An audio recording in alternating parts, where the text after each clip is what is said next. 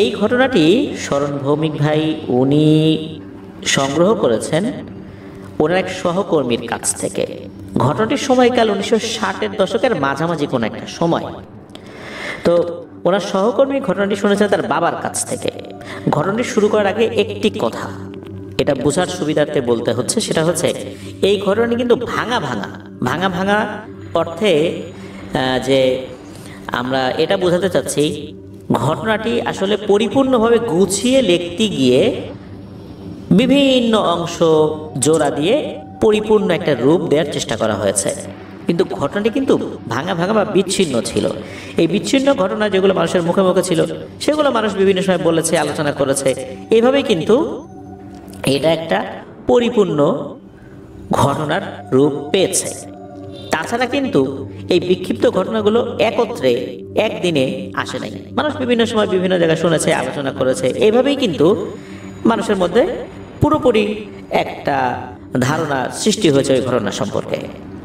তো ঘটনাটি ঘটেছিল চট্টগ্রাম জেলার ফটিকছড়ি উপজেলার জাফতনগর ইউনিয়নের কোনো একটি গ্রামে। গ্রামের নামটি শরণ ভৌমিক ভাই আমাদেরকে দিয়েছেন, কিন্তু সঙ্গত কারণে গ্রামের নামটি উল্লেখ করা যাচ্ছে না। ওই গ্রামের একজন যুবক, তার নাম, সেই যুবকের নাম নারায়ণ। বন্ধুদের সাথে অলস আড্ডা আর কিছুক্ষণ পর পর চা পান করা, এটা ছিল তার অভ্যাস। লেখাপড়া করেছে ক্লাস 6 পর্যন্ত। ওই পরিবারের অর্থ উপার্জনের একমাত্র উৎস ছিল তার বাবা, যিনি পেশা একজন মুচি ছিলেন, যিনি জুতা সেলাই করে তাদের সংসার চালাতেন। পরিবারের এই টানাপোড়েন কখনোই এই নারায়ণকে খুব একটা ভাবাতো না। পরিবারের কি হলো না হলো, বাবা কিভাবে উপার্জন করছে, এটা নিয়ে তার কোনো একটা চিন্তা নাই। তার মতো ভবঘুরে আর একজন আছে, তারই বন্ধু, দুই বন্ধু একই ধরনের। সেই বন্ধুর নাম হচ্ছে সুরেশ। সুরেশের পারিবারিক অবস্থা এতটা ভালো ছিল না, বাবা দিনমজুরে কাজ করত। এই যে সুরেশ আর নারায়ণ, এই দুই মানিক জোরের স্বভাবে যেমন মিল ছিল, অন্যান্য কাজে কর্মেও মিল ছিল। দুজন একসাথে ঘুরতো, আড্ডা দিত। খাবারের সময় হলে এই দুই বান্দা বাড়িতে এসে হাজির, পেট পুরে খাবার খেয়ে আবার বাড়ির বাইরে চলে যেত। এইভাবেই সারাক্ষণ তাদের কাজকর্ম চলত। তাদের বাবারা যে এত কষ্ট করছে, তাদের মধ্যে তেমন কোনো কাজের আগ্রহ দেখা যেত না। লাগামহীন চলাফেরা, এলোমেলো আচার আচরণ, এই সমস্ত কারণে গ্রামবাসীরা সবসময় দুইজনকে নিয়ে সমালোচনা করত যে এদের কাজ করার বয়স হয়ে গেছে, বয়স 25-26 হয়ে গেছে দুইটারই, অথচ তাদের বাবারা কি কষ্ট করতেছে আর এরা কি উদাসীন, কাজকাম করে না। তাদের আবার একটা বিষয় খুব আগ্রহ ছিল, সেটা হচ্ছে অতি প্রাকৃত বিষয়। তারা নিজেরা যখন বসতো এগুলো নিয়ে আলোচনা করত। দুইজন তো বসে বসে মাঝে মাঝে এরকম আড্ডা দেয়। এদিকে হয় কি, এক মুরব্বীর সাথে দেখা হয়। মুরব্বীর সাথে দেখা হয়ে তো মুরব্বীর সাথে যখন আলাপ আলোচনা করছে, তো মুরব্বী তো স্বাভাবিকভাবেই বলতেছে যে তোরা দুজন যে এই যে ঘুরে ঘুরে বেড়াস, তোদের বাবাদের কত কষ্ট করে, যাদের কষ্ট লাঘব করতে হয় না।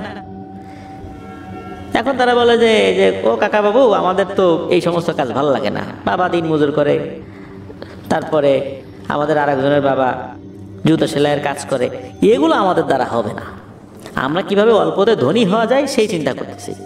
তখন ওই মুরব্বী রাগ করে বলে, ধনী যদি হতে চাস তাহলে তন্ত্রমন্ত্র সাধনা করে জিন ভূত দেখে নিয়ে ওদের কাছ থেকে টাকা পয়সা নিয়ে নেয়, এছাড়া তো তোদের মতো উড়নচণ্ডীর আর কোনো উপায় দেখি না। এই বলে মুরব্বী চলে যায়। উনি কিন্তু রাগ করে বলেছিলেন। এই বিষয়টাই ওদের মাথার ভিতরে কাজ করে, যারে তাই তো জিন ভূত সাধনা করে বা তন্ত্রমন্ত্র সাধনা করে যদি ভাগ্য ফেরানো যায় তাহলে কেমন হয়। এই কথা বলতে বলতে ওদের একজন পরিচিত ব্যক্তির নাম মনে আসে, তার নাম হচ্ছে যতীন। এই যতীনকে ওনারা কাকা বলে সম্বোধন করতেন। এই যতীন কাকা ছিলেন একজন তান্ত্রিক। অনেক মানুষ তার কাছে আসতো সাহায্যের জন্য, ভালোই টাকা পয়সা ইনকাম করতো ওই যতীন চাচা বা যতীন কাকা। তো এই যে যতীন কাকা, তার স্ত্রী সন্তান অনেক আগেই মারা গিয়েছে। সন্তানাদি ছিল, তারাও এক এক মারা গিয়েছে, আর সব শেষে তার স্ত্রী মারা গিয়েছে। বহুদিন হলো উনি একাই আছেন, উনি আর বিয়ে শাদী করেন নাই। সহায় সম্পত্তি ওনার ভালোই আছে। শোনা যায় যে এই যে যতীন কাকা উনি নাকি অনেক ধরনের পিশাচ সাথে নিয়েই ঘোরেন সব সময়। এই যে নারায়ণ যিনি, নারায়ণ বলছেন যে হ্যাঁ রে সুরেশ, যতীন কাকার বাড়ির দিকেও যেতে তো মাঝে মাঝে ভয় করে, একা মানুষ, বাড়ি তার দিকে জঙ্গল, কিভাবে যে একা একা বাস করে তা উপরওয়ালাই জানে। সুরেশ তখন নারায়ণকে বলছে যে চল না একদিন যাই কাকার কাছে, গিয়ে বলি যে আমরাও কিছু শিখতে চাই, একটু ভাগ্য ফেরাতে চাই, এই সমস্ত কথা বলি, তা তো অল্প সময় আমরা ধনী হয়ে যেতে পারবো। এইসব জুতা সেলাই করা, দিন মজুরের কাজ করা, এগুলো আমাদের দ্বারা হবে না, ওগুলো আমাদের ব্যবসা ছাড়া করছে এক সময়, আমাদের থেকে এইগুলো বাদ দিয়ে দিতে হবে, আমরা এগুলো পারবো না। নারায়ণ আবার বলতেছে যে হ্যাঁ যাবো তো বটেই, চিন্তা কর একবার যে আমরা মানুষ হয়ে পিশাচকে নিয়ন্ত্রণ করতেছি, কি দারুণ একটা ব্যাপার। তাই এটা নিয়ে দুজন মজা করছিল।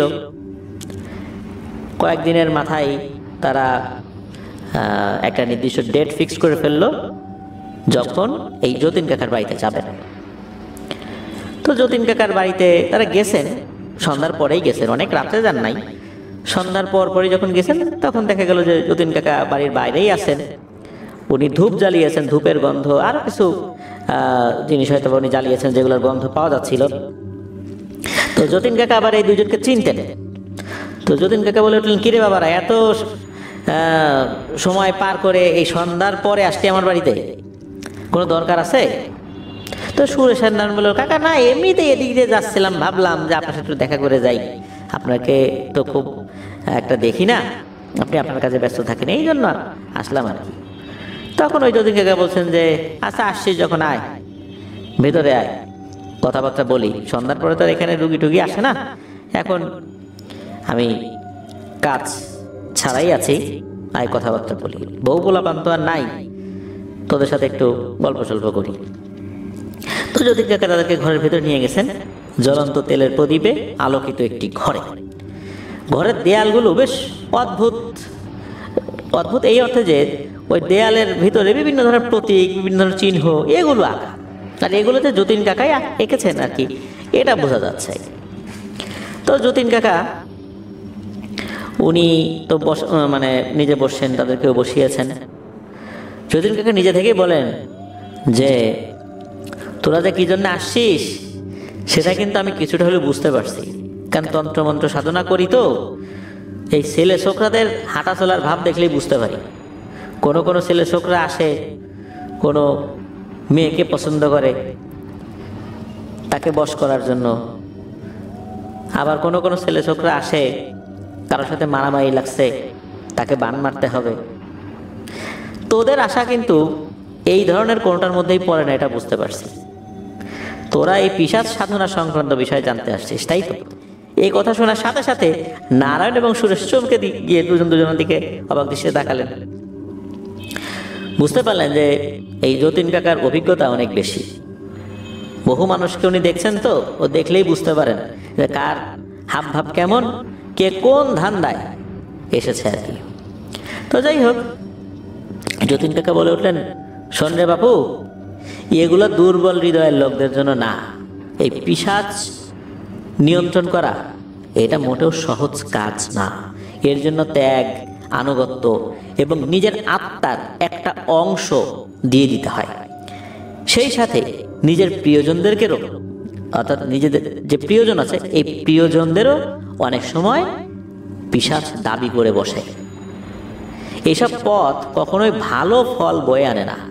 আমার তো অনেক কিছু আছে, ধন সম্পত্তি আছে, কিন্তু দেখতো আমার পরিবারে কেউ আছে কিনা, উপরওয়ালা তো সব দিছিল, এখন তো কিছুই নেই, আমার স্ত্রী নাই, সন্তানাদি নাই, কেউ নেই, আমি পথ হারা এক পথিকের মতো জীবনযাপন করতেছি। আমি যখন মারা যাব, আমার শেষকৃত্যে যে কেউ আত্মীয় স্বজন আসবে এমন লোকজনও নেই। এই জন্য বলি যে এইসব চিন্তা ভাবনা মাথার থেকে সরিয়ে ফেলাই ভালো। জীবনে অনেক সমস্যা আসবে, সমাধানও হবে, কিন্তু এই পথে একবার জড়িয়ে গেলে সমাধানের পথ আর খুঁজে পাওয়া যায় না। একথা শোনার পর সুরেশ বলে, কাকা আমরা তো দুজনেই চেষ্টা তো করি, সাফল্য তো খুঁজে পাই না। এদিকে পারিবারিক অবস্থা ভালো না, আর বাপ চাচারা যে কাজগুলো করছে এগুলো আমাদের করতে ভালো লাগে না, তাই আসলাম আর কি তোমার কাছে, তোমার মতো হতে চাই আমরা।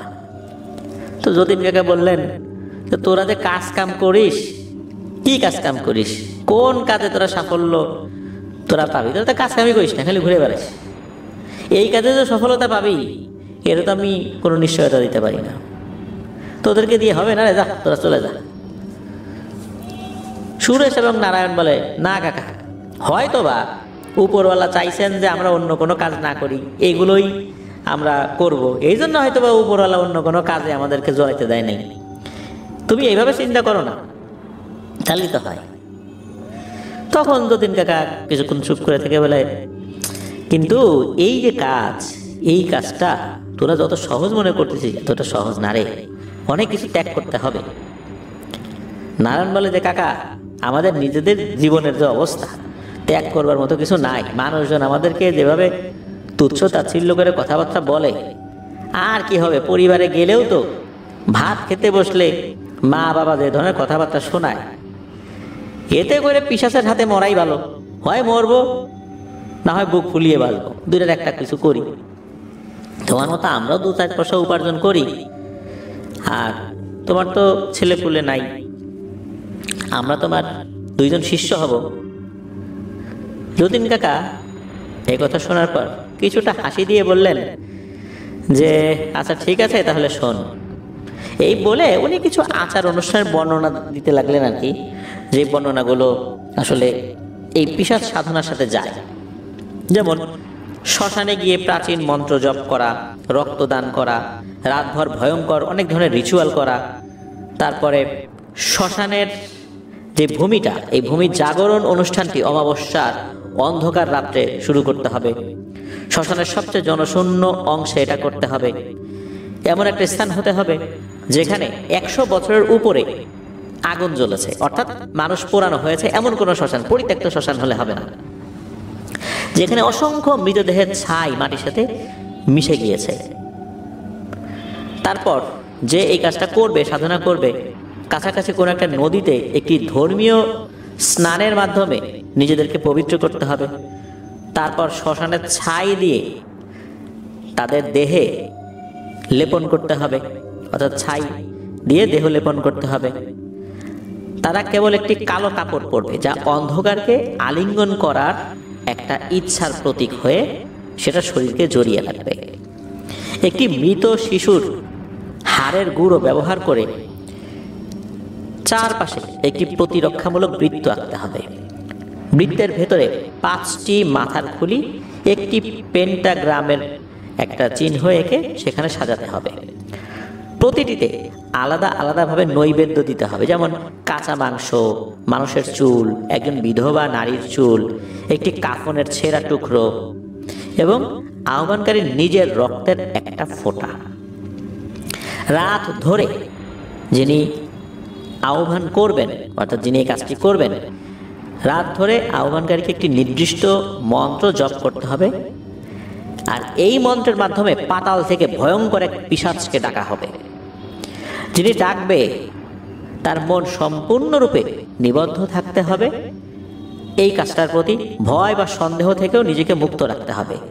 যে কোনো দ্বিধা বা দোদুল্যমানতা এই বৃত্তটা ভেঙে ফেলতে পারে, অর্থাৎ এই প্রতিরক্ষামূলক যে বৃত্তটা রয়েছে এটার কার্যকারিতা নষ্ট করে দিতে পারে। আর পিশাচের ক্রোধের জন্য তাদের জীবনকে ঝুঁকিপূর্ণ করে তুলতে পারে। আহ্বানকারীকে একটি বলি দিতে হবে, একটি কালো ছাগলকে একটি মন্ত্রপুত ছুরি দিয়ে তার গলা কেটে ফেলতে হবে। ছাগলের রক্তটি বৃত্তের ভেতরে দিতে হবে। রক্ত মাটিতে মিশে যাওয়ার সাথে সাথে আহ্বানকারীকে পিশাচের নাম পুনরাবৃত্তি করতে হবে, আর নৈবেদ্যের সাথে কিছু রক্ত মেশাতে হবে। নৈবেদ্যের পরে আহ্বানকারীর সামনে ভয়ঙ্কর পিশাচ দর্শন দেবে। আহ্বানকারীকে ভয় না পেয়ে, তাদের বিবেক বোধ না হারিয়ে এই ভয়ঙ্কর দৃশ্যগুলো সহ্য করতে হবে। এটা হবে তাদের ইচ্ছার পরীক্ষা, তাদের যোগ্যতার একটি পরিমাপ। যদি আহ্বানকারী বেঁচে থাকে, ভয় না পায়, তাহলে তাদের কাজ সফল হবে। আর তাদের এই সাধনার বিনিময়ে একটি পিশাচ চলে আসবে, একটি নির্দিষ্ট কাজও দাবি করবে। ওই একটা নির্দিষ্ট কাজ সবসময় করেই যেতে হবে। এটা এমন কিছু যা এই অন্ধকার জগতের সাথে তার একটা সম্পর্ক তৈরি করবে, আর অন্ধকার জগতের কোনো ভয়ঙ্কর কোনো একটা প্রাণীকে তাকে আজ্ঞাবহ হতে বাধ্য করবে। যতীন কাকা এই সমস্ত কথা বলে আরো জোর দিয়ে বলেন যে পিশাচকে দিয়ে কাজ করাতে গেলে সবসময় একটি মূল্য তারা আদায় করে। আহ্বানকারীর কাছে যে জিনিসটা মূল্যবান এমন কিছু দাবি করে, এটা তাদের স্বাস্থ্য, তাদের বিবেক, তাদের প্রিয়জন, এমনকি তাদের নিজের জীবনও হতে পারে। যতীন কাকা একটি সতর্ক বার্তা দিয়ে বললেন যে পিশাচ হলো বিদ্বেষের একটি প্রাণী। এটি তোমাদের আকাঙ্ক্ষাকে বিকৃত করে ফেলবে, তোমাদের আত্মাকে কলুষিত করবে এবং শেষ পর্যন্ত তোমাকে গ্রাস করবে। কেবল সবচেয়ে শক্তিশালী, সবচেয়ে নির্মম ব্যক্তি এটি নিয়ন্ত্রণ করতে পারে, যার মধ্যে মানবিক মূল্যবোধ থাকবে না, নিষ্ঠুর, নির্মম হবে। তারপরেও মনে রেখো, পিশাচের সাথে বিজয় কিন্তু দীর্ঘস্থায়ী হয় না, ক্ষণস্থায়ী হয়। কারণ এটা নিয়ে যারা কাজ করে এদের পরিণতিও ভয়ঙ্কর হয়। যতীন কাকার কথা শুনে নারায়ণ আর সুরেশ ভয় পেয়ে যায়। তারা ভাবতে থাকে তারা কি পারবে এই সমস্ত রিচুয়াল সম্পূর্ণ করতে। কিন্তু তাদের যে বেকার অবস্থা, তাদের যে মানসিক একটা উচ্চাভিলাষী চিন্তা ভাবনা, আর গ্রামবাসীর যে কটূক্তি কথাবার্তা, তারপর আবার গরিব অবস্থা, তারা সিদ্ধান্ত নিল যে তারা রিচুয়ালগুলো করবে। সুরেশ যতীন কাকাকে বললেন যে কাকা আমরা প্রস্তুত, তুমি শুধু বলো আমাদেরকে কি করতে হবে। যতীন কাকা বললেন চিন্তা ভাবনা করে দেখ বাবারা, আমি চাই না তোদের কোনো ক্ষতি হোক, তারপরও তোরা যদি এসব করতে চাস তাহলে সামনের অমাবস্যার রাতে এই সাধনা করতে হবে, আর এটার জন্য তোদের মানসিক প্রস্তুতিরও প্রয়োজন। যতীন কাকা সতর্কবাণী সত্ত্বেও নারায়ণ এবং সুরেশ ক্ষমতা এবং উন্নত জীবনের আকাঙ্ক্ষায় ডুবে গিয়েছিল। তারা ঝুঁকিগুলিকে একটি প্রয়োজনীয় জুয়া হিসাবে দেখেছিল, যে এটা একটা জুয়া খেলার মতো। ভাগ্য যদি সহায় হয় একবারে ধনী হয়ে যাব, আর না হলে তো সব হারিয়ে নিঃস্ব হয়ে যাব। যতীন কাকা তাদেরকে বলেছিলেন যে এখন বাড়ি চলে যা, গিয়ে চিন্তা কর, পরবর্তীতে আমাকে জানাবি। সুরেশ আর নারায়ণ বাড়িতে চলে আসে। কিছুদিন চিন্তা ভাবনা করার পর তারা সিদ্ধান্ত নেয় যে তারা এই কাজগুলো করবে। তারা যতীন কাকার সাথে দেখা করে আর বলে যে কাকা আমরা রাজি। যতীন কাকা বলেন যে তাহলে অমাবস্যার রাতের আগের দিন আমার বাড়িতে চলে আসবি, আমি বলে দিব কিভাবে কি করতে হবে। তারা ঠিক অমাবস্যার আগের দিন চলে যায় যতীন কাকার বাড়িতে। যতীন কাকা তাদেরকে সব বুঝিয়ে দেন কিভাবে কি করতে হবে।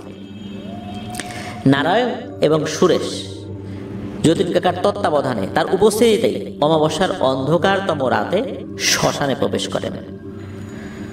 ওই শ্মশানে দিনের বেলাতেই একটি লাশ পোড়ানো হয়েছিল। সেই লাশের পোড়া গন্ধ এখনো রয়ে গেছে চারপাশে। ভয়ঙ্কর নিস্তব্ধতা সেখানে ছিল। তারা সেখানে যাবার পর একটি নির্দিষ্ট জায়গা বেছে নেয়। সাবধানতার সাথে সেখানে প্রতিরক্ষামূলক বৃত্তটি তারা আঁকে। প্রাচীন মন্ত্রগুলো তারা উচ্চারণ করতে থাকে।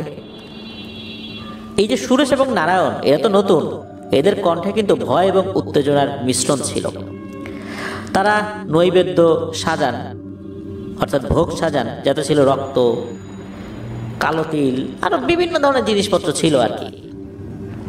এই কাজগুলো তো তাদের জীবনে প্রথমেই এরকম ভয়ঙ্কর কাজে তারা হাত দিয়েছে।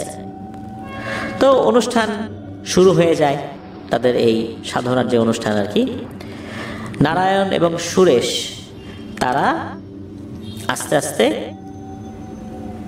এই যতীন কাকার আগে থেকেই বলে দেয়া জিনিসগুলো তারা করে যাচ্ছিল। আসলে এরকম কাজ এগুলো অত্যন্ত কঠিন। কিছু সময় করার পরই হঠাৎ করে ভয়ঙ্কর একটা গর্জন তারা সবাই শুনতে পায়। আর এই জিনিসটা ছিল অনেকটা গোলাকৃতির। বড় কোনো গোল পাথর যদি গড়িয়ে গড়িয়ে আসতে থাকে, মনে হচ্ছে এরকম কোন একটা জিনিস গড়িয়ে গড়িয়ে আসছে, সেটা এমনভাবে আসছে মাটি থরথর করে কাঁপছে। মনে হচ্ছে অনেক জোরে ভূমিকম্প হচ্ছে। ওই জিনিসটা কাছাকাছি এসেই থেমে যায়, আর ওই জিনিসটা গোলাকৃতি থেকে একটা বড় লম্বা সাইজের একটা বিদঘুটে অবয়বের রূপ লাভ করে। এটা শরীরে অনেক বড় বড় লোম ছিল, এটা বোঝা যাচ্ছে।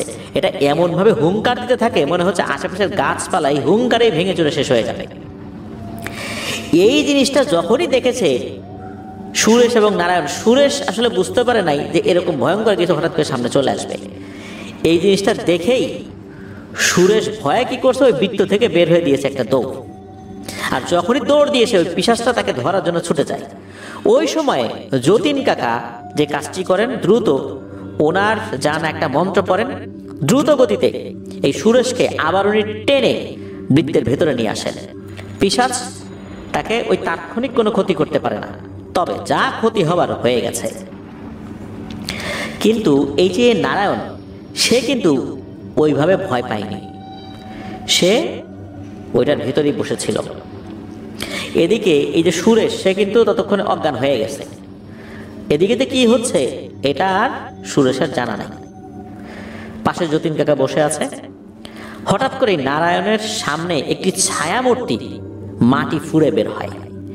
এটা দেখতে খুবই অপরূপ, যে কেউ দেখলে তার রূপের মোহে পড়ে যাবে।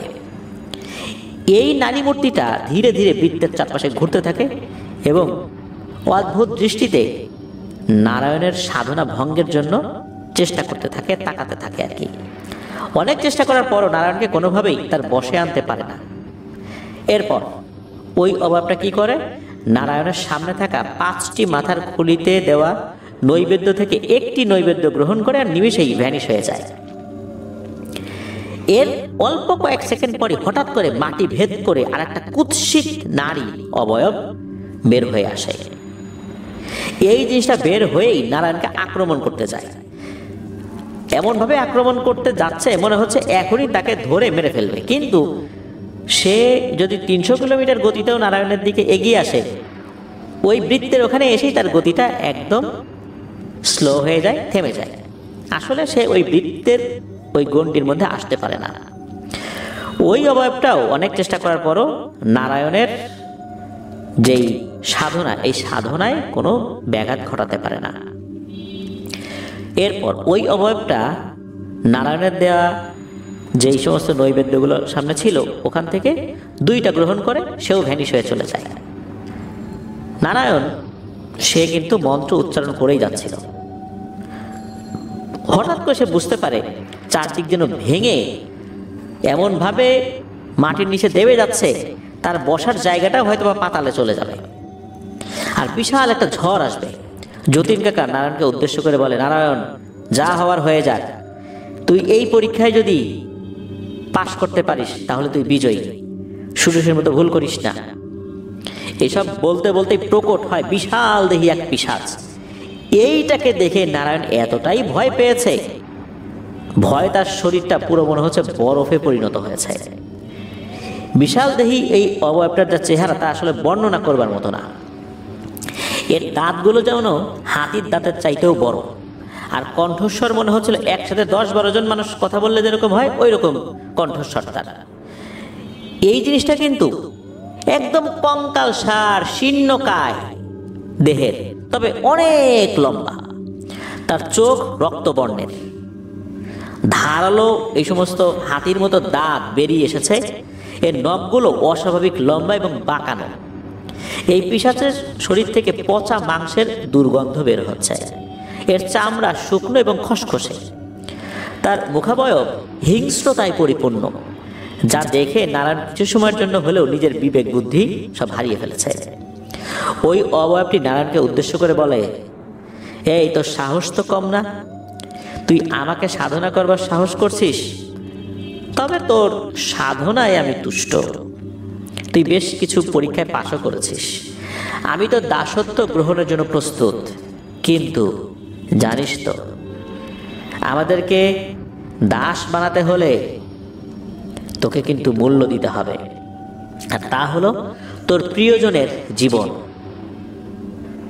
একথা শোনার পর ক্ষমতার আকাঙ্ক্ষা তার বিবেক বোধকে একদম মেরে ফেলেছিল। সে তো চিন্তা করছে যে কি করবে না করবে। পিশাচ তখন টিটকারি করে বলছে যে, কিরে, তুই অল্পতেই বিচলিত হয়ে গেলি, আমাকে কিভাবে দাস হিসাবে রাখবি রে? আর পিশাচ এটাও বলে, এখন যদি তুই বলিস যে না, আমার কথা শুনবি না, আমাকে দাস হিসাবে রাখবি না, তাহলে তোরকে যে আমি কি করব তুই তো বুঝতে পারতেছিস না। যেহেতু তুই আমাকে ডেকেছিস, আমি চলে আসছি, এখন তো তোকে আমার কথা শুনতেই হবে। নারায়ণ তখন বুঝে ফেলে যে এখন আর তার কোনো উপায় নাই, সে যা ভুল করার করে ফেলছে, এখন এই পিশাচের কথা শুনতেই হবে। ওই সময় নারায়ণ পিশাচের দাবিতে রাজি হয়। এখন প্রিয়জন বলতে সে একটা বুদ্ধি করে, দূর সম্পর্কের এক আত্মীয়ের নাম বলে, যেই আত্মীয়ের নামটাই সে জানে, তাকে খুব ভালো করে চেনেও না, তবে সে এক্সিস্ট করে, অর্থাৎ সে বেঁচে আছে। ওই সময় ওই পিশাচটা বলে যে ঠিক আছে, তার জীবনটা আমি নিলাম। এরপর ওই অবয়বটা নারায়ণের দেয়া বাকি নৈবেদ্যগুলো গ্রহণ করে এবং নারায়ণের দাসত্ব গ্রহণ করে। ওই পিশাচটা নারায়ণকে বলে, প্রতি বছর ঠিক আজকের এই রাত্রে একটা প্রাপ্ত বয়স্ক মেয়েকে নাকি বলি দিতে হবে ঠিক এই জায়গাতে।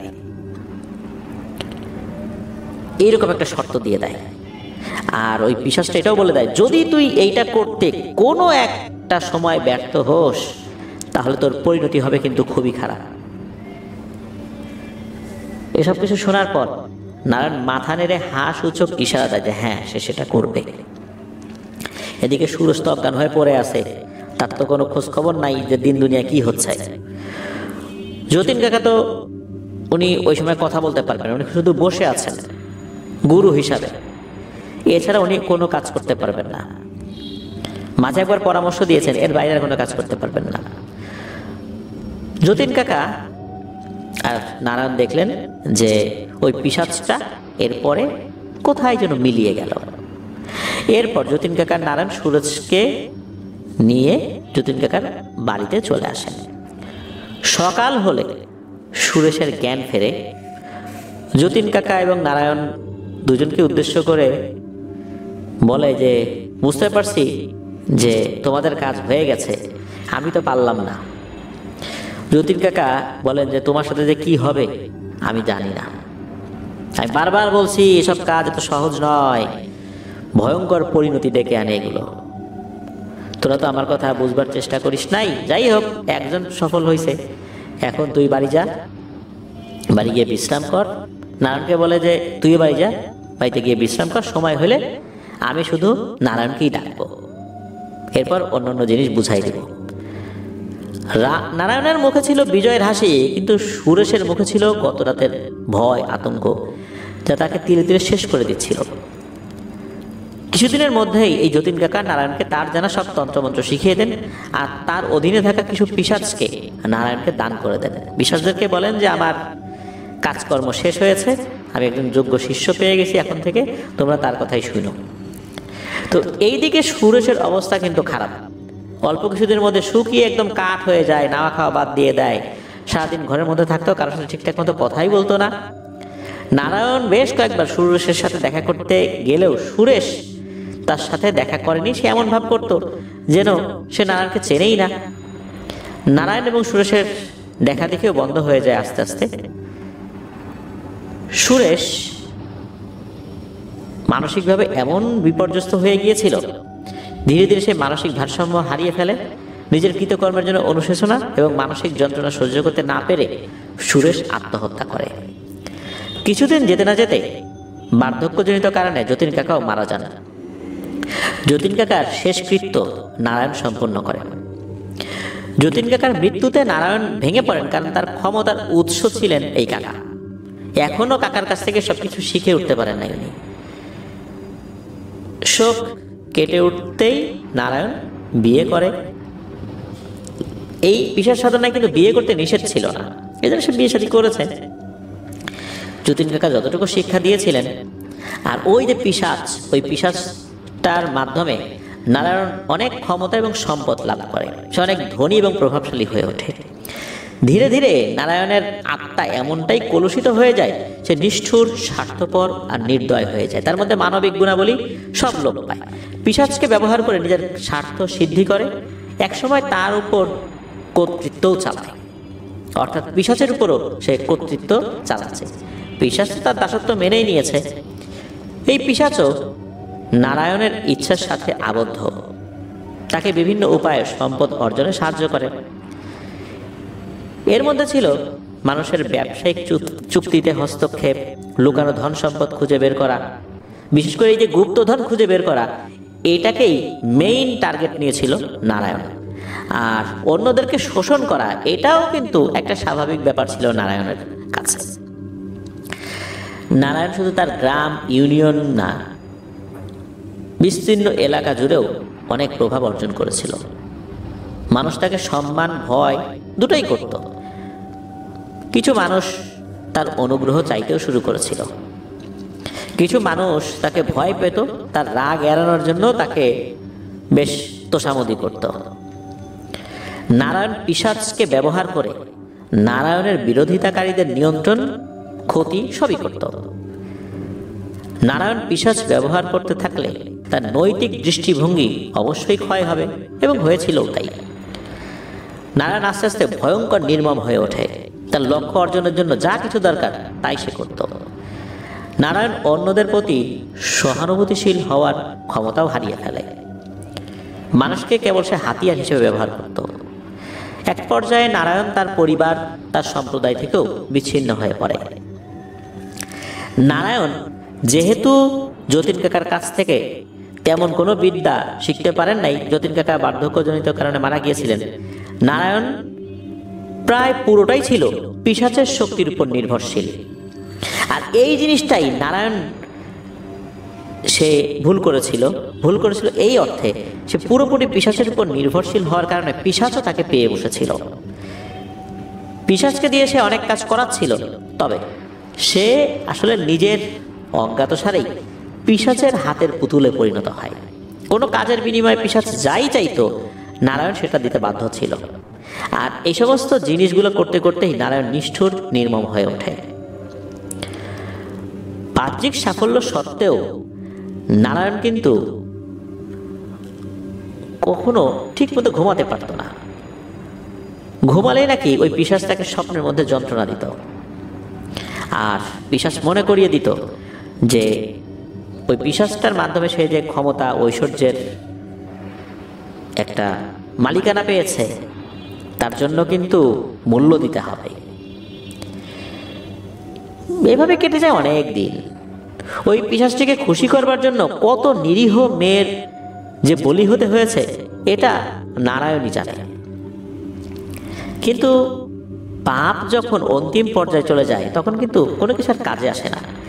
নারায়ণের শক্তি, লোভ, লালসা এতটাই খারাপ পর্যায়ে চলে যায় যে একটা পর্যায়ে সে চিন্তা করে যে পিশাচকে সে শায়েস্তা করবে, কারণ পিশাচ অনেক সময় তাকে বিরক্ত করত। যদিও পিশাচকে সে দাস হিসাবে রেখেছিল, কিন্তু পিশাচ বিরক্ত করত, হুমকি ধামকি দিত।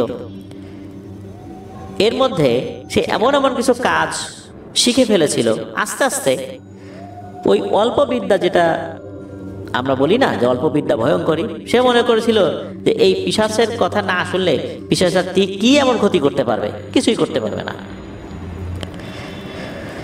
তো একটা পর্যায়ে একটা সমস্যা দেখা দেয়, সেটা হচ্ছে যে এটা কি পিশাচই কোনো একটা মায়াজাল সৃষ্টি করেছিল, নাকি নারায়ণে ভুলে গিয়েছিল, এই বিষয়টা আসলে বলাটা মুশকিল হয়। সেটা হচ্ছে যে কোনো এক রাতে, বছরের ওই যে একটা নির্দিষ্ট রাত, যেই রাতে পিশাচ তার দাসত্ব গ্রহণ করেছিল, সেটা অমাবস্যা হোক, পূর্ণিমা হোক, কারণ বছরে তো ওই দিন আসলে একটা চাঁদের হিসাবে তো সেটা পরিবর্তন হয়ে যায়।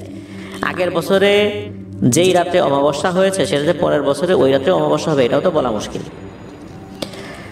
সোজা কথা, ওই রাত হলেই হলো। তো ওই রাতটা নারায়ণ কোনো কারণে ভুলে গিয়েছিল, ওই রাতের কথা অনেকদিন আগে থেকে ভুলে গিয়েছিল। যদিও তার একটা আয়োজন থাকে যে কোন মেয়েকে ফুসলিয়ে নিয়ে এসে তাকে বলি দিবে, এরকম তো একটা আয়োজন থাকে, কিন্তু সে বিভিন্ন কাজে ব্যস্ত হয়ে সেই বিষয়টা মনে করেছিল যে আজ না কাল, কাল না পরশু করি, যেহেতু অনেকদিন ধরে করে আসছে। কিন্তু ওই রাতের কথা সে ভুলে যায়। আর ভুলে যাওয়াটাই নারায়ণের ভয়ঙ্কর ক্ষতির কারণ হয়ে যায়।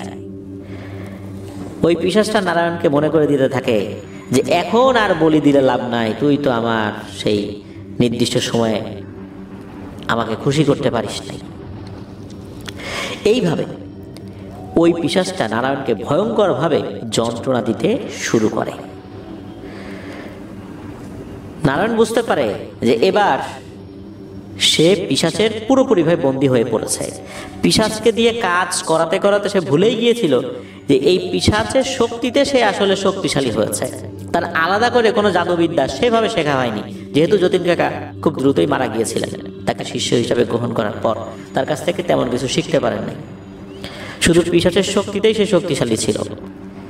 এখন পিশাচ তো তাকে নিয়ন্ত্রণ করা শুরু করেছে, এখন কি হবে? আসলে এর থেকে বের হওয়ার আর কোনো উপায় ছিল না। নারায়ণ একটা পর্যায়ে মৃত্যুবরণ করেছিল, খুব যন্ত্রণাদায়ক মৃত্যু। নারায়ণ জীবিত থাকা অবস্থায় তার শ্যালক তার শিষ্য হয়েছিল। এই যে বিভিন্ন জায়গার থেকে মেয়েদেরকে ধোঁকা দিয়ে নিয়ে আসা, এই প্রত্যেকটা অপকর্মের মেইন কাজটা করতো কিন্তু তার এই শ্যালক, যেটা নারায়ণের স্ত্রীও জানত না। আসলে পরিণতি মানুষের কোন ভাবে যে খারাপ হয়ে যায় এটা বলা মুশকিল, কারণ নারায়ণের জীবনে অনেক ধরনের অপকর্ম রয়েছে। এর মধ্যে একটা জিনিস শোনা যায়, যেটা মানুষের মুখে মুখে বেশি শোনা যায়, সেটা হচ্ছে রহিম শেখ নামের একজন ব্যক্তির সাথে নারায়ণের দ্বন্দ্ব বাঁধে। এই দ্বন্দ্বের কারণও ছিল ভিন্ন। এই রহিম শেখের উপর নারায়ণ কালো জাদু করেছিল। রহিম শেখ ছিলেন একজন ধার্মিক এবং দয়ালু মানুষ। গ্রামের যারা গরিব মানুষ তাদেরকে এই রহিম শেখ সবসময় সাধ্য অনুযায়ী সাহায্য করার চেষ্টা করতেন। এই রহিম শেখের জনপ্রিয়তা নারায়ণের চক্ষুশূল হয়ে যায়। নারায়ণ মনে মনে রহিমকে ঘৃণা করত, কারণ গ্রামের মানুষ নারায়ণকে ভয় পেলেও রহিমকে ভালোবাসত মন থেকে। রহিম মানুষজনকে বোঝাতো নারায়ণের কাছে না যাওয়ার জন্য, নারায়ণের কাছ থেকে সাহায্য না নেওয়ার জন্য। একদিন গ্রামের চেয়ারম্যান, যার নাম ছিল আব্দুল কাদের মণ্ডল, সে এসে নারায়ণের কাছে বলে যে নারায়ণ, তুমি তো রহিম সম্পর্কে জানো, সে তোমার নামে অনেক কথা বলে বেড়ায়। এই রহিম আমার কোনো কথাই শোনে না, গ্রামের পঞ্চায়েতে আমাকে কোনো সম্মানই করে না। গ্রামের মানুষ বিচার আচারে আমাকে ডাকে, কিন্তু আমি যে বিচার করে দেই সেই বিচার এই রহিম মানে না, এমনকি লোকজনও মানে না। তারা আবার রহিমের কাছে যায়, রহিমকে বিচার মেনে দেয়, দুই পক্ষ সেটা মেনে নেয়। এইভাবে চলতে থাকলে তো সমাজে আমার বাপ দাদারা যে কাজগুলো করে আসে, মানুষের বিচার সালিশ করে আসে, আমাদের একটা সম্মান আছে, আমরা তো আস্তে আস্তে সেই সম্মানটা হারাই ফেলবো, আমরা তো আমাদের ক্ষমতাও হারাই ফেলবো। আর তোমার নামে তো অনেক কথা বলে, আসো এই রহিমকে আমরা শায়েস্তা করি। অনেকভাবে তো ওকে অপমান করার চেষ্টা করছি, কিন্তু ওইভাবে পারি নাই। আসো এইবার আমরা এই চেষ্টাটা করি। এই চেয়ারম্যান আব্দুল কাদের মণ্ডল এই নারায়ণকে আরো উৎসাহিত করে রহিমকে শায়েস্তা করার বিভিন্ন পদক্ষেপ নেওয়ার জন্য। নারায়ণ চিন্তা করলে এইবার আমি একটা লোক পাইছি, চেয়ারম্যান যদি আমার পক্ষে থাকে তাহলে তো এই কাজটা আমি আরো সহজে করতে পারবো। এখন তো আমি আরো একটা স্ট্রং হাত পেয়ে গেলাম। তখন রহিমকে সে ভয়ঙ্কর কালো জাদু করার সিদ্ধান্ত নিয়েছিল। একটা ভয় ছিল নারায়ণের মধ্যে, শুরুতে সে কালো জাদু করতে পারে নাই। যে ভয়টা ছিল সেটা হচ্ছে যে যদি রহিমকে কালো জাদু করা হয়, গ্রামবাসী যদি বুঝতে পারে, তাহলে গ্রামবাসী যারা রহিমের পক্ষে আছে তারা তো সব লাঠিসোঁটা নিয়ে একবারে আক্রমণ করবে। দিন দুপুরে আক্রমণ করলে ওই পিশাচ খুব একটা কাজ করতে পারবে না, কারণ পিশাচের সাথে তার একটা দ্বন্দ্ব সৃষ্টি হয়ে গিয়েছিল। আর এই সমস্ত বিষয়গুলো যখন চলছিল, একটা পর্যায়ে সে পিশাচকে আবার আহ্বান করে। পিশাচের সাথে তার একটা দ্বন্দ্ব চলছিল, তারপরও পিশাচকে বলে যে রহিম তার শত্রু, যে কোনো মূল্যে তাকে শেষ করে দিতে হবে। পিশাচ নারায়ণের প্রস্তাবে রাজি হয়। আর এই রাজির পিছনে একটা বিষয় ছিল, এর বিনিময়ে রহিমের পরিবারের একজনের জীবন দিতে হবে। নারায়ণ রাজি হয়, মানে রহিমের পরিবারের একজনের জীবন চেয়েছিল আর কি। নারায়ণ তো রাজি হয়ে গিয়েছিল যে রহিমকে তো মারবই, রহিমের পরিবারের একজনকে বলি হিসাবে নিব। পিশাচটি নারায়ণকে অমাবস্যার রাত্রে একটি যজ্ঞের ব্যবস্থা করতে বলে। তো কিভাবে করতে হবে পিশাচ সব কিছু বলে দেয়। নারায়ণ ঠিক পিশাচের কথা মতো অমাবস্যার রাত্রে শ্মশানে যান। নিস্তব্ধ অবস্থা, সেখানে গা ছমছমে পরিবেশ। ওই শ্মশান ঘাটের চতুর্দিকে ওই সময় পানি জমেছিল, সম্ভবত এটা বর্ষাকাল ছিল, যেন পানি জমেছিল আর কি। চারদিকে পানি, মাঝখানে উঁচু শ্মশান। সাধারণত শ্মশানগুলো একটু উঁচু করে করা হতো, বিশেষ করে কিছু কিছু জায়গায়, কেননা বর্ষার সময় যাতে হিন্দু সম্প্রদায়ের মানুষদেরকে পোড়াতে গিয়ে কোনো সমস্যা না হয়। তো ওই শ্মশানে পুরনো বেশ কিছু সমাধি ছিল, ঝিঝি পোকার ডাক আর হিম শীতল বাতাস। পুরনো একটা গাছের নিচে বসে পূজার আয়োজন শুরু করেছে। পূজার যে সমস্ত উপকরণগুলো ছিল সেগুলোই নিয়েছে। এক এক সময় এক এক ধরনের উপকরণ লাগে বিভিন্ন ধরনের কালো জাদুতে। তা ওই কালো জাদুতে কালো বিড়াল, সাপের রক্ত, মানুষের খুলি, মোমবাতি, জবা ফুল, সিঁদুর, আরো অনেক ধরনের জিনিস আছে আর কি। তো এই রক্ত যেগুলো, এগুলো মানুষের খুলির উপরে ঢেলে দিতে হয়, যেই রক্তটা খুলি বেয়ে বেয়ে পড়তে থাকে, আর এরপর মন্ত্র পাঠ করতে হয়। তো নারায়ণ তো মন্ত্র উচ্চারণ করছে। মন্ত্র উচ্চারণ করার কিছুক্ষণ যেতে না যেতেই হঠাৎ করে নারায়ণ নিজের মাথার চুল একটা একটা করে ছেঁড়া শুরু করে। এটা নাকি এই ধরনের পূজার একটা পদ্ধতি। মাথার চুল ছিঁড়ে এমনভাবে ছিঁড়তে হবে যে মাথা থেকে যেন রক্ত বের হয়, এবং ওই রক্তটা ওই যজ্ঞের আগুনে দিতে হবে। চারদিক কেমন করেই হঠাৎ করে যেন চুপ হয়ে যায়। এমন মনে হচ্ছে দূর থেকে, অনেক দূরেও যদি মানুষ কথা বলে সেই কথাও কানে ভেসে আসবে, এতটাই চুপ হয়ে যায়। হঠাৎ করে একটা দমকা হাওয়া সবকিছু লণ্ডভণ্ড করে দিল, আর আগুনের শিখাগুলো নেচে উঠল। সেই আলো আধারের মধ্যে দেখা গেল একটা পিশাচের কুৎসিত ছায়া। নারায়ণের সাথে থাকা পিশাচটি বলে ওঠে, নারায়ণ, এই যে যাকে দেখছিস সে আমার আপন ভাই। আমার আপন ভাইয়ের কাছে এবার তোর মনের ইচ্ছার কথাটা বল। নারায়ণ চিন্তা করলো যে পিশাচটা এই কাজটা নিজে করতে পারতো, তার আপন ভাইকে কেন ডেকে নিয়ে আসলো। নারায়ণ পিশাচটিকে বলে যে সে রহিম আর তার পরিবারকে শেষ করতে চায়। নারায়ণের কথা মতো পিশাচটি রাজি হয়। তখন নারায়ণের পিশাচ আর ওই পিশাচের ভাই, এই দুইজন বলে যে নারায়ণের পিশাচ বলে যে রহিমের পরিবারের কোনো একজনকে আমি শেষ করব, আমি বলি হিসাবে সেটা নিব, আর রহিমকে শেষ করবে আমার ভাই। তো এইসব বলতে বলতে তারা হাসতে থাকে। আর হঠাৎ করে দুইজন একসাথে নারায়ণের মুখের সামনে চলে আসে, তাদের মাথাটা নিয়ে আসে, এসে বলে যে তোর দেয়া সকল নৈবেদ্য গ্রহণ করলাম। হঠাৎ করে মহারাজের কাছে নিয়ে আসে, চমকে উঠেছে নারায়ণ, কারণ দূরে রয়েছে এই দুইটা জিনিস। হঠাৎ করে গলাটা লম্বা করে যদি মাথাটা কাছে নিয়ে আসে তাহলে মানুষ একটু চমকে যাবে, এটাই স্বাভাবিক। এই ঘটনার 1-2 দিন পর থেকেই রহিমের পরিবারের উপর চলতে থাকে ভয়ঙ্কর সমস্ত অত্যাচার। রহিমের স্ত্রীর অসুস্থতা হঠাৎ করে শুরু হয়। সে মাঝে মাঝে পিশাচ দেখতে পায়, তার চোখ লাল হয়ে যায়, হঠাৎ করে শরীরে অস্বাভাবিক শক্তি চলে আসে। ওই জিনে ধরা রোগীদের যেরকম সমস্যা হয় আর কি, ওই রকম। তো নিজেকে ক্ষতি করার চেষ্টা করছে, অসংলগ্ন কথাবার্তা বলছে, বিভিন্ন মানুষকে গালি দিচ্ছে, আর রহিমকে উদ্দেশ্য করে বলতো যে আমার রক্ত চাই, রক্ত। এর মধ্যে কি হয়, রহিমের ফসলের ক্ষেত কোনো এক কারণে নষ্ট হয়ে যেতে থাকে। পাশাপাশি জমিতে রাতের বেলা অদ্ভুত ছায়া দেখা যেত।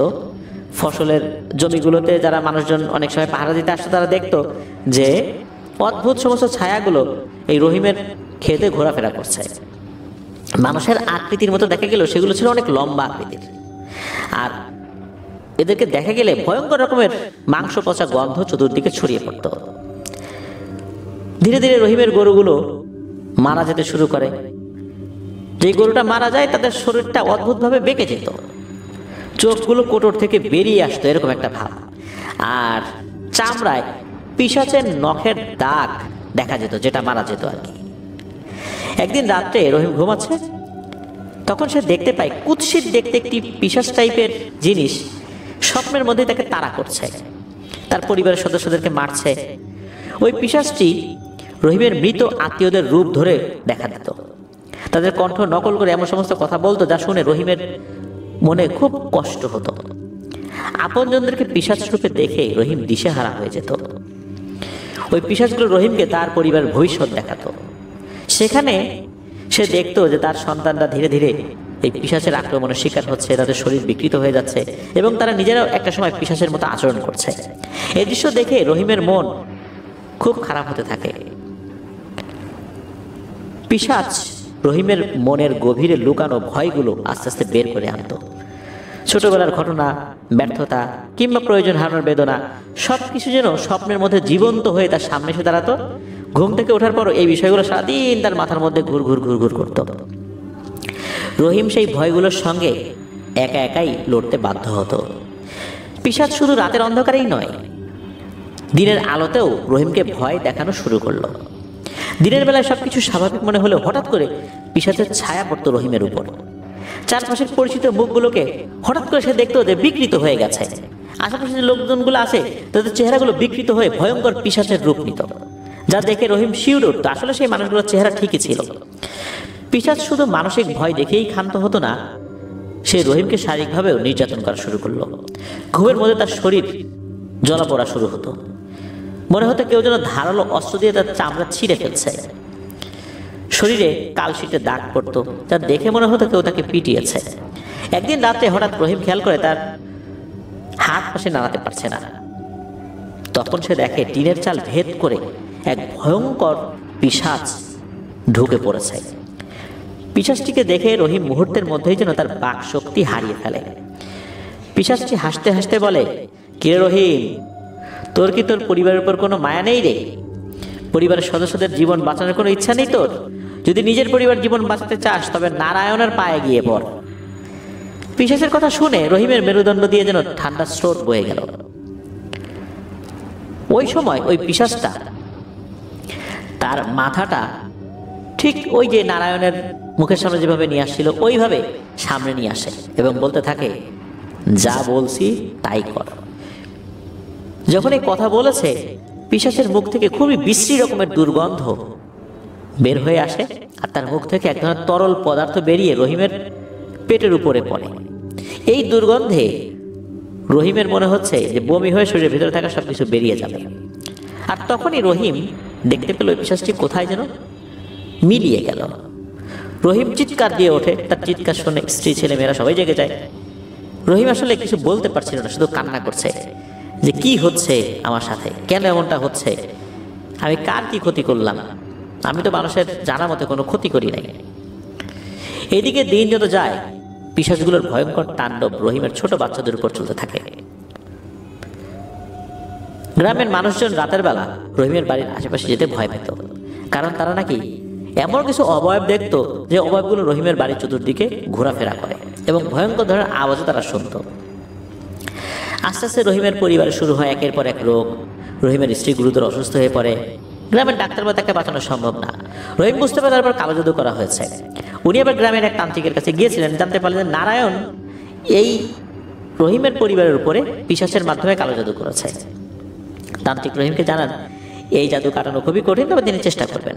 তান্ত্রিক একটা পূজা করেন, পিশাচকে ফিরিয়ে দেওয়ার চেষ্টা করেন, কিন্তু এই যে নারায়ণ, এই নারায়ণ কিন্তু ওই তান্ত্রিকের থেকে শক্তিশালী হওয়ার কারণে পিশাচকে আসলে ফিরিয়ে দেওয়া সম্ভব হয়নি। তখন তান্ত্রিক রহিমকে বলেন যে নারায়ণকে থামাতে না পারলে রহিমের পরিবারে কেউ বাঁচবে না।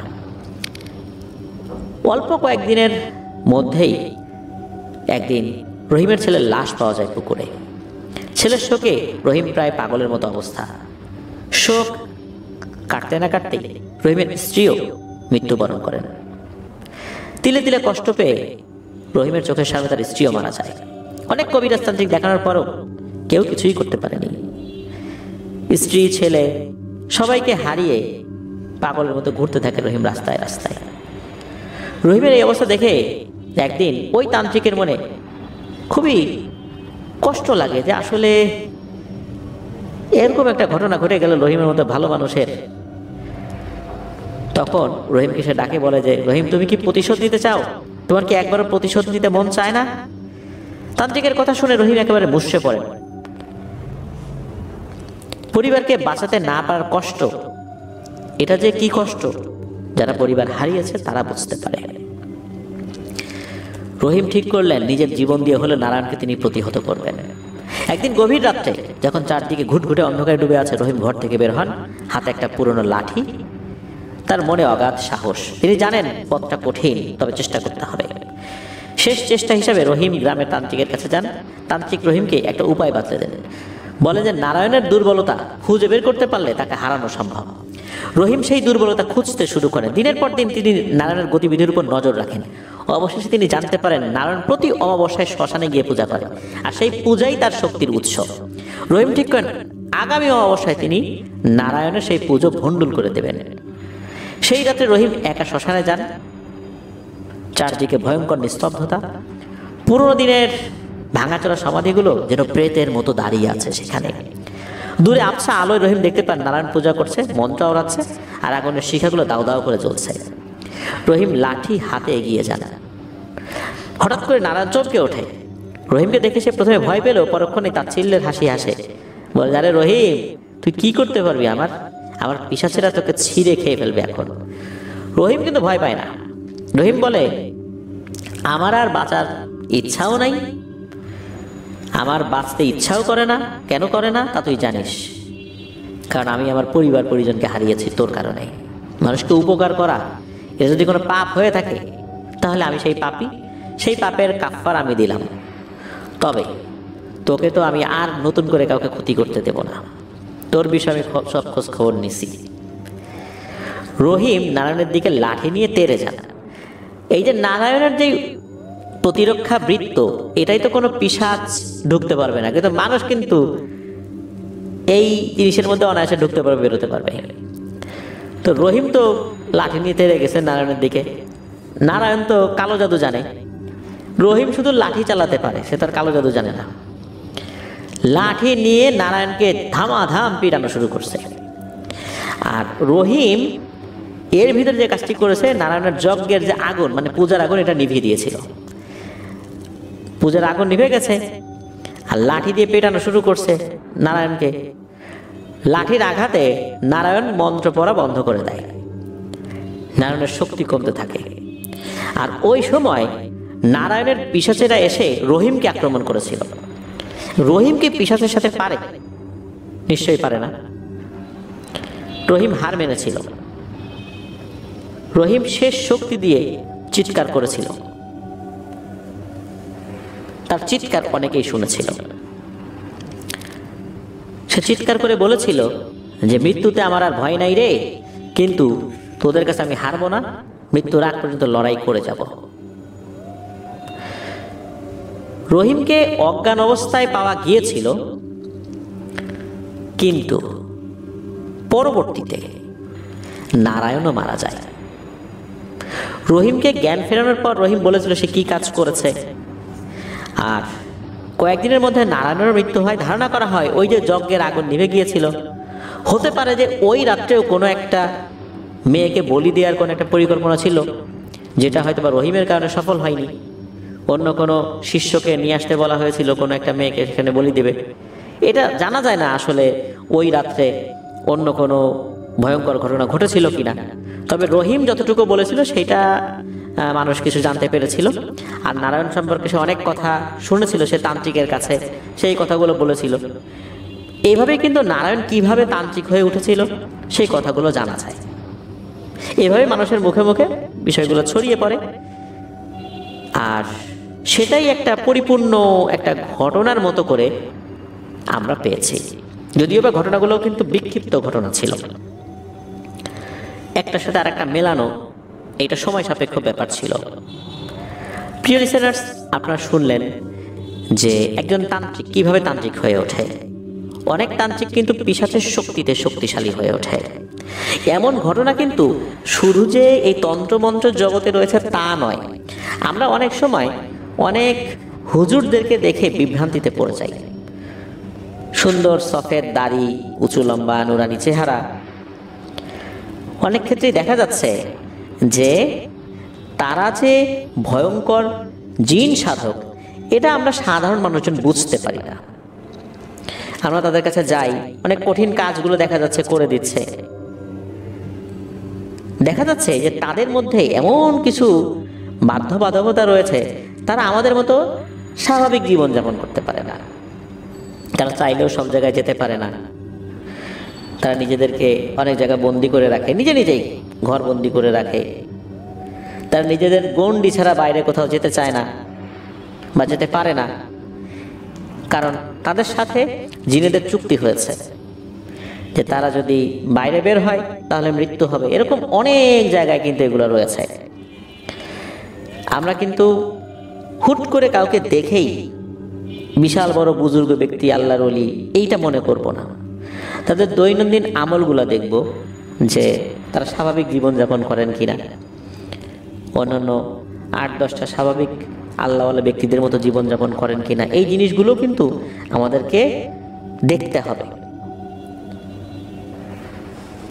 তাহলে কিন্তু বুঝতে পারবো যে তিনি আসলে জিন সাধক না অন্য কোনো কিছু। প্রিয় লিসেনার্স, আসলে লোভ মানুষকে কোন জায়গায় ঠেলে দেয়? এই যে আমরা যে বলি যে পিশাচ সাধনা, এই পিশাচ সাধনা এটা যে কখনোই ভালো ফল বয়ে আনে না, এটা বহু আগে থেকেই বিভিন্ন ঘটনার মাধ্যম দিয়ে আমরা জানি। এমনটা নয় যে এই ঘটনার মাধ্যম দিয়ে জানলাম, হ্যাঁ এই ঘটনার মাধ্যম দিয়ে জানার একটা নতুন মাত্রা পেল।